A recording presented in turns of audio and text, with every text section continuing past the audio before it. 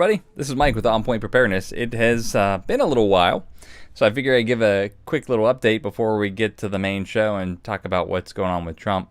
So I got a YouTube strike, I think it was like 2 weeks ago or so. So I was not able to do anything on YouTube for about a week.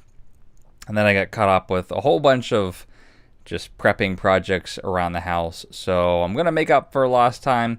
Got this video tonight that we're going to go through, sort of short, but I think it's a pretty major topic.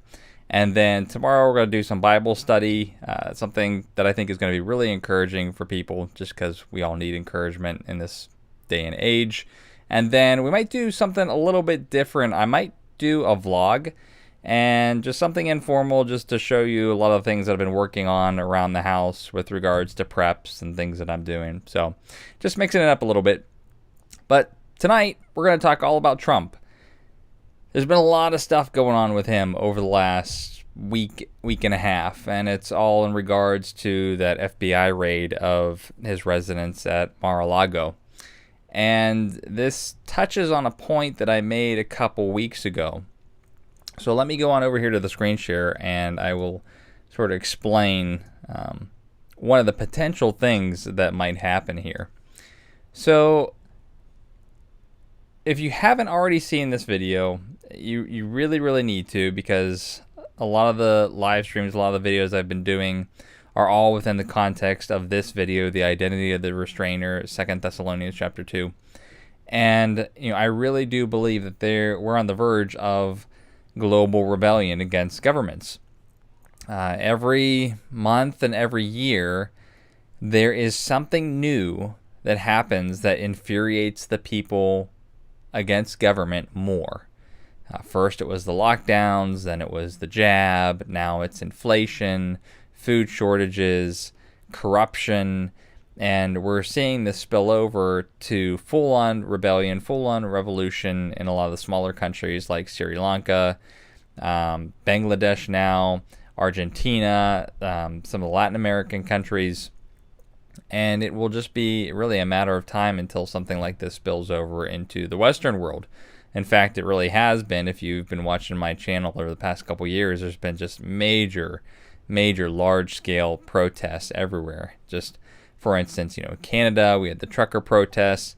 Now with the Dutch and Netherlands, we have the farmer protests. It's just we know where this is headed. I mean, the trends are very clear, and they're also very firm. And so what I've been looking at with regards to this whole Trump card is he has some type of spiritual card to play in all this. And if you're new to the channel, I am not a Trump supporter at all. I'm not a Biden supporter at all. Actually, they are both very much deceivers. Neither one of them is Christian, even though they say they are. And so, we try to look through all their actions through a spiritual lens and spiritual discernment. And if you haven't seen this video, this is all the way back on January 22nd, 2021. I had shown about how Trump has this worldwide phenomenon where he really has captivated the world. I mean, a lot of people are saying globalism, the elite, the UN, Agenda 2030, and the only man that's standing in the way, the man with the most power or that can lead change, seems to all revolve around Trump. And then even though he went out of the White House, there was still a lot of spiritual delusion around him. And there still is, because of this hope that people have that he's going to come in and perhaps get elected in 2024, or maybe something's going to happen before then and he's going to restore law and order. But one of the things that might happen here, well, I'll actually give you 3 scenarios that I've talked about on this channel. One, you have, and I detailed this in this video back in 2021, you had a lot of people, a lot of false prophets, a lot of people in the New Apostolic Reformation, the NAR. They're saying that Trump is going to come back and there's going to be revival. Now, a lot of their prophecies were completely false in the manner of how they said he would come back. There was umpteen number of scenarios. I'm not even going to go through them all, but they were naming very detailed, distinct scenarios about how Trump would come back, and none of them ever panned out. But their cries for revival and how he's going to be leading it never really fell away, because they think that he's still coming back. They're just not sure how. So scenario one is that he does come back to power in some way, shape, or form. And I'm still very concerned about that. I don't think it's going to happen via a typical election. One of the reasons why is, well, quite frankly, is he told everyone that there was fraudulent. I'm not even going to say it, but he said the whole thing was fraudulent. And although there's been lots of things that have come out, Arizona audit, the 2000 Mule movie, there was the pillow guy, Mike, how he had his documentary or his little info thing about the fraudulent stuff. None of it actually went anywhere. And so you have to imagine, what are his voters going to think if they head to the polls, if they head to the voting booths, and nothing's ever been done about it? They're going to say this is a waste of time. Nothing ever got fixed. So I really wonder, is something going to happen before 2024? Who knows? We've had so many different crazy, wild turns over the last couple of years that anything is really possible. Everyone's talking about a potential black swan event, these events that are completely disruptive and come out of left field that no one really anticipated, much like the lockdowns and everything like that. But he still seems to be one of the most major players with regards to spiritual warfare, essentially. He still commands a lot of power over people. And so scenario one is somehow he comes back to power. Scenario two, which I think may be a little less likely, there's a lot of New Agers which say that basically humanity has to be left without hope at all in order for them to embrace the light, which is essentially Lucifer. And so one of those scenarios is, obviously, people are getting ruined by the left. They have a hope in Trump and the conservative right, but even the right fails them, and maybe Trump just sort of, I wouldn't say he disappears, but he goes by the wayside, and people are just completely left without leadership, without direction, and essentially, there's some type of chaos that ensues. Again, I think that's less likely. And then the third scenario, which we're talking about, which also relates to the first scenario, is that Trump is potentially, quote unquote, martyred. Not in the physical sense, but it would be a continuation of what I spoke about in this 2021 video. So it's a little bit long. It's an hour and a half. But I detailed tons and tons of social media posts and articles, a lot of them from Christians, where when Trump was put out of office, many people started providing this analogy that Trump was like Christ. Essentially, they compared him to the suffering servant. You started getting into a lot of the NAR false prophecies saying that just like Jesus was resurrected in 3 days, so too is Donald Trump going to be resurrected back to the presidency. I mean, here's just one of the articles I stopped on within this broadcast. As Trump leaves the office weekend, Republicans wonder if his wounds are fatal. So you can see there's sort of a religious play on Revelation by MSN, by Microsoft. If you think about fatal head wounds and things like that. There's been a lot of religious undertones and overtones surrounding Trump. But a lot of people treated him like a suffering servant, and they made parallels to Jesus, which is absolutely blasphemous.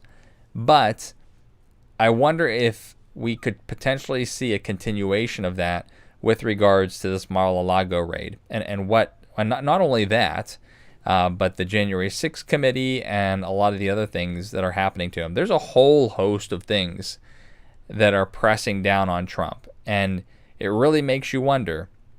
The left really wants to destroy him. The left really does not want him to come back to power or even be able to be a candidate in 2024. And so you wonder if they just go full steam and try to go so far as to make an example of him and put him away, that could treat him as a martyr, and that could be a scenario where you see rebellion or revolution come about from it. We're already seeing like little micro examples of this, and I'll share with you some of those that I've pulled up here over the past week and a half. So again, if you haven't seen these two videos, the identity of the restrainer, Second Thessalonians chapter 2, that was back on May of this year. And this one, Disturbing Trends, Info Bombardment, Trump Idolatry, and Rebellion, that was January of 2021. Please do watch those two videos. Helps put in context a lot of what I'm going to talk about. So, this Mar-a-Lago raid. We're still waiting on the details as to why they did this, but people are shocked. And interestingly, it's not just people in the U.S., it's people worldwide. And it's not just the conservative right that's shocked about it, it's also the liberal left. So, all of this to say that it is only making Trump more powerful. I mean, it really is. I mean, just take a look at this article here, that he has raked in millions off of that FBI search. So his political fundraising surged to over 1 million a day last week because of this. Here's some of the reasons why this is amping up, especially the conservative right. And this is true. I mean, this is absolutely true. I mean, this is what is frustrating people and making people so angry. So they go after Trump, but people who haven't been raided by the FBI, we've got these people associated with Mr. E. Obviously, you have Clinton and her email server with however many thousands of emails and all the business that was conducted on it. Obviously, Joe Biden's son and all of the scandals there, and more so. So, again, this is just, people can't take it anymore. Like the hypocrisy and the application of the law saying, oh, it's only going against Trump and not against all these other people. This is what is cultivating those rebellious type thoughts and attitudes. Here's what I was referring to in terms of them just absolutely wanting to destroy him and take him out of the way. This was way back in 2016, but I think the sentiment still applies to a lot of people on the liberal left. This is President Obama's campaign manager. It says, "It is not enough to simply beat Trump. He must be destroyed thoroughly. His kind must not rise again." So that tweet is probably the best tweet I can find in terms of why they're doing everything that they're doing. Is they want to absolutely destroy him. They want to make sure that he has absolutely no chance of running again. And you wonder, just like they've gone after all the people on January 6th and put some behind bars, you wonder if they would go as far as that with Trump. And actually, some of the things that they're wanting to indict him on, there's a whole range of penalties that could be applied, but there is actually jail time. Even for a former president, jail time is actually part of the punishment of some of the things that they're wanting to indict him on. And so, the country's already in a rocky place. Can you imagine what would happen if they went to that extreme? And again, I think this tweet really shows that they're sort of crazy enough to want to do that. And obviously, that's not going to resolve anything. It's just like this first article that we looked at. This raid just only put him in a much more powerful position in terms of political fundraising. But you wonder if it really does spark, if it's like that black swan event that sparks revolution, and maybe as part of that, it pushes him back into power. Because again, I don't think Trump is done by any means. So along with the hypocrisy and this getting people amped up, we've gone through this tweet, but I mean there's more. In particular, the judge who okayed this raid, he had actually represented many of the employees of Mr. E and his island. So obviously, yeah, this is just, it's too much. It is just too much for people to handle. They can't take it. And people are like, the whole country is being destroyed. And if we don't do anything now, well, then they're just going to steamroll us over. And of course, there's been a lot of famous statements by Trump where he's like, they're going after you, but I'm just standing in their way, right? Again, this whole martyrdom complex. And if he does get martyred in a way of being indicted and possible prison time, that could really set things off. Now, of course, there's other things. If they do actually find stuff, there's this background statement where he's like, "Oh, well, it was planted."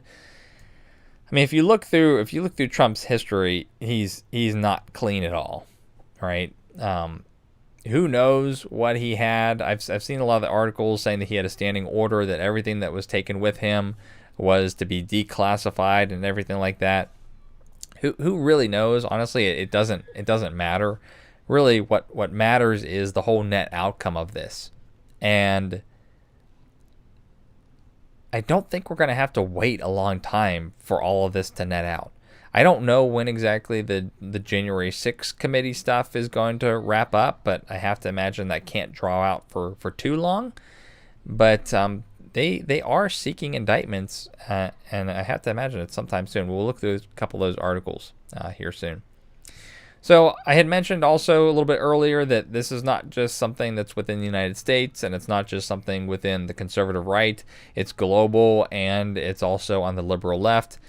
There's more tweets than this, but over in the UK, Nigel Farage, the idea that Donald Trump would keep top secret documents from the Oval Office at Mar-a-Lago is laughable. This is a setup, and people won't believe it. Of course, this is the overall theme. And if you look across lots of social media, as I've shown you in prior episodes where I just scan through Facebook, I look at local television stations and how they put posts of national news on Facebook. Most people are responding to these types of things either with anger or the laughing emoji. People are making a mockery of this because, again, Trump seems to have gotten away with most everything. There's just been so many things he's been completely cleared of, and so it's like, this is a witch hunt. This is a witch hunt, and this is nothing different, is what him and his team are saying. And so people are believing this because they've gone after him so many times and they've fallen flat on their face. And who knows? Perhaps he could get away with this as well. Perhaps he could be completely unscathed. But I think the left knows that the clock is ticking, and they obviously, as I showed you in that tweet, they want to destroy him. And so you wonder if they would do even crazier things than the actual FBI raid. So this is fascinating. Andrew Cuomo, absolutely liberal left, former New York governor. The DOJ must immediately explain the reason for its raid, and it must be more than a search for inconsequential archives, or it will be viewed as a political tactic and undermine any future credible investigation and legitimacy of January 6th investigations. So, I mean, he obviously wants to see Trump destroyed as well, and I think his angle is that, hey, the January 6th investigation is how we take him down, and this whole side skit that you guys have pulled has just really ruined our credibility. Obviously, I mean, look what it's doing. It's pumping up his base even further, and so even the liberal left is calling for transparency and asking, like, what what did you guys just do? So it's pretty interesting. Now, as a result of this and so many other things, again, the January 6th stuff, here's another thing that's really infuriating people. And this is actually part of the January 6th commission. Trump had made calls, like I think to the Georgia governor, talking about electoral votes and things like that. So they are trying to get him on swaying the elections fraudulently. And so, I mean, that's just another thing where it's, that's what the conservative right has been saying all this time, that the whole thing was fraudulent. Again, there's the 2,000 mules. There's like lots of evidence, and I'm sure it has happened. I'm sure there was a good deal of it. I mean, there's video of people taking huge ballots of boxes, and they took them from under tables and they're scanning them. I mean, who knows to what extent? Especially the Arizona audit, they found tons of stuff as well. But it's just absolutely crazy talking about poking the bear, because the conservative right and Trump said, hey, the left is doing all this fraudulent things, and then to think that they would indict him on him being, swaying fraudulent electors and things like that, it's really going to make people mad. It's maddening. And so again, spiritually speaking, looking at this through the eyes of discernment, we can just see this is just making people more and more angry, on top of a lot of the anger they have on non-Trump things, like the lockdowns, like the medical tyranny, like the inflation, like any number of things that have just cascaded downward over the past couple of years. But so CNBC, this was just earlier this month, Trump likely to be criminally charged in DOJ election probe, along with other former White House officials, Obama AG holder says. Here's another one. When was this one? August 3rd, again earlier this month. Grand jury subpoenas Pat Cipollone in Signal. DOJ is weighing Trump indictment. So there's a lot more articles than this, but they are really seeking to indict him. And again, as I looked at a lot of the consequences of a guilty verdict, part of that is jail time. So who knows? Who knows? We've seen lots of crazy things. Could get crazier. Now, about Trump and his response, one of the things that I've always found interesting about Trump, again, I've never seen a person have such global spiritual influence on people, negative spiritual influence on people. I mean, Trump has said so many antichrist things. He says he's Christian, but he says that he's never asked God for forgiveness. He said that publicly on television at least twice, that he's never asked God for forgiveness. He's just shown that he's not a true believer.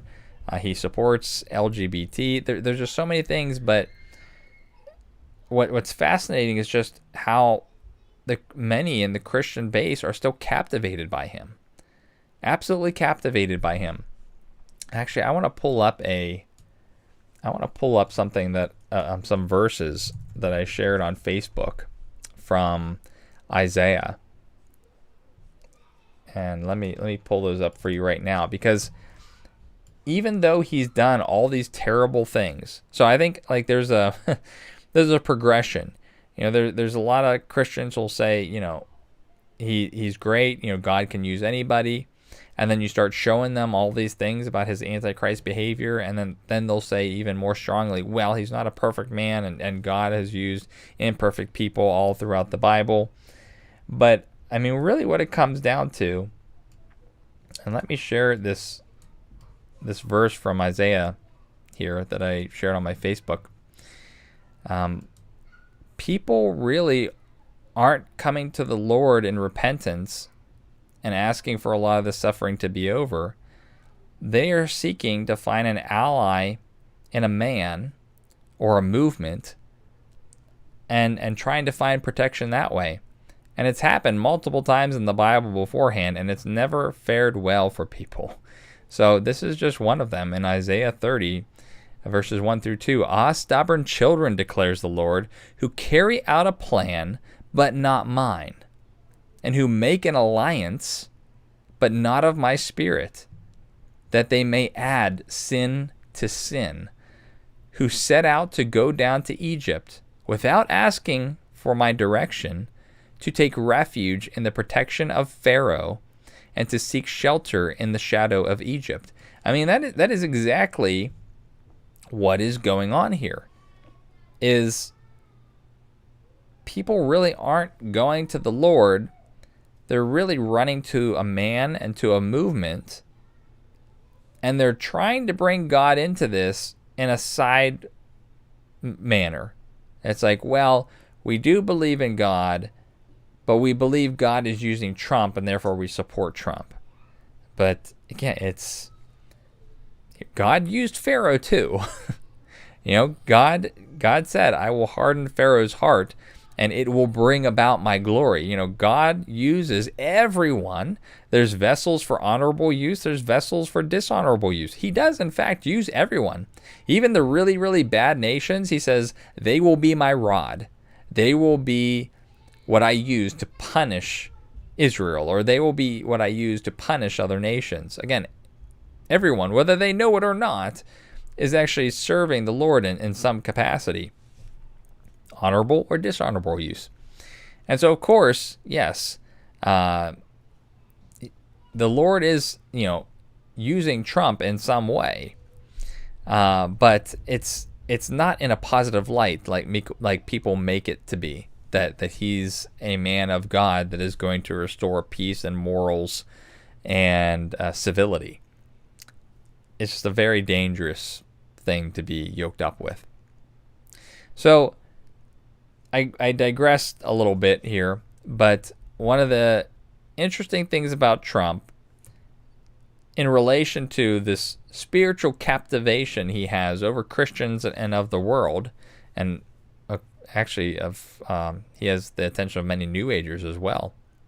I've covered it in other videos where even people like Marina Abramovic, spirit cooking lady, she is actually saying that, as crazy as it sounds, she thinks that Trump is what the world needs to catapult us into the New Age, like enlightenment. So it's just weird, the spiritual captivation around him.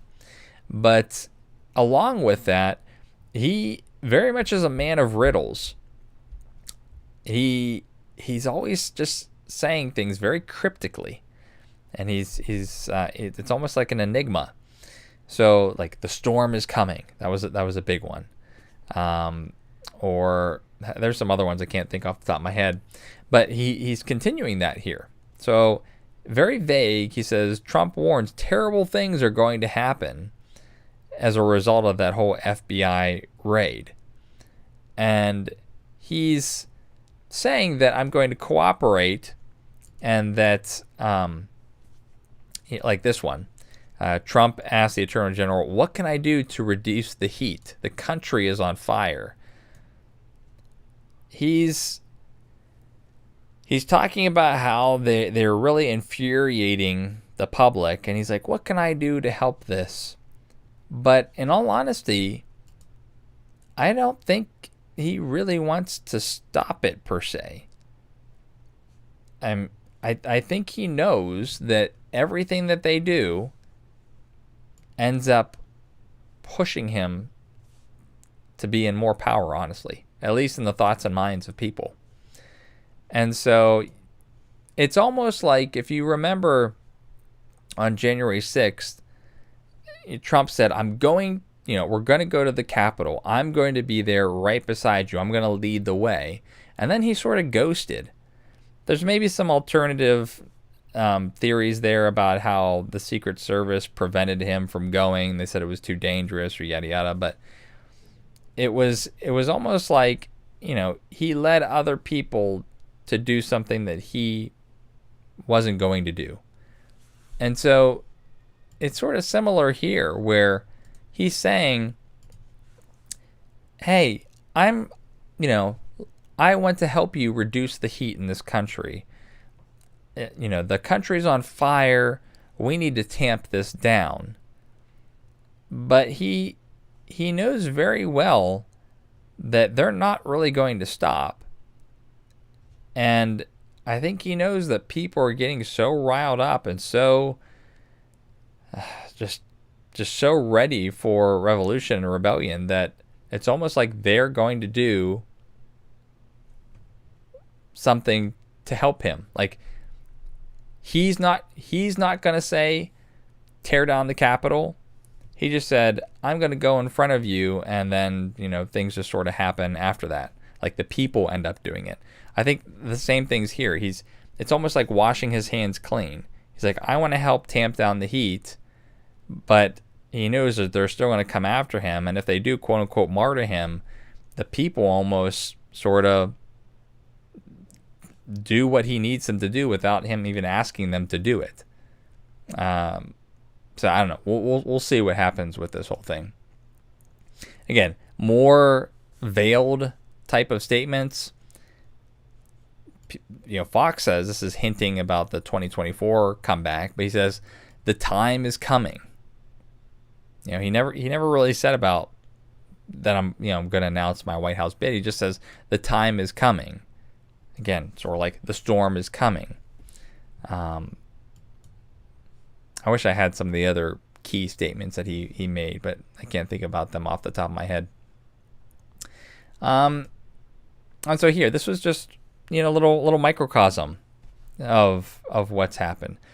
Again, this is from Liberal Vice News, so take it for what it's worth, because they obviously have an agenda as well. But Trump supporters are calling for this after the FBI search of Mar-a-Lago. And so we haven't seen this on a large scale. We have seen some armed protests. There was obviously something that happened here in Ohio with someone going after an FBI building. But honestly, I really wonder. I really wonder if liberal left, wants to do this, destroy him thoroughly, and they're going as far as to indict him, something that has possible prison time, regardless of whether you think he's innocent or not, right? You could say it's just the corrupt left and he's completely innocent and they're just going to fudge evidence or whatever. Doesn't matter. Now, what matters is if they do something like that, man, that could get crazy. And ultimately, again, this all goes back to this whole theme of revolution and black swan events. Is the trend seems abundantly clear. There is just more and more things that are coming out daily, monthly, yearly that are having people globally absolutely hate and resent their governments, and that eventually, in some cases, lead them to all-out revolution and rebellion. And what is the breaking point for America? Well, there could be a lot of things. Obviously, if inflation keeps on going up, that could be a trigger. That's the thing with black swan events. You really don't know. But we're all sort of knowing where this is all headed. I think no one honestly thinks that things are just going to go back to normal. I think we all discern, what time that we're in.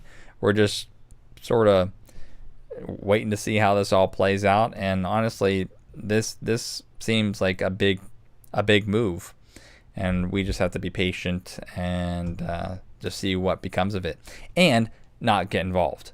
Absolutely not get involved, even though you may be angry at everything that's happening here.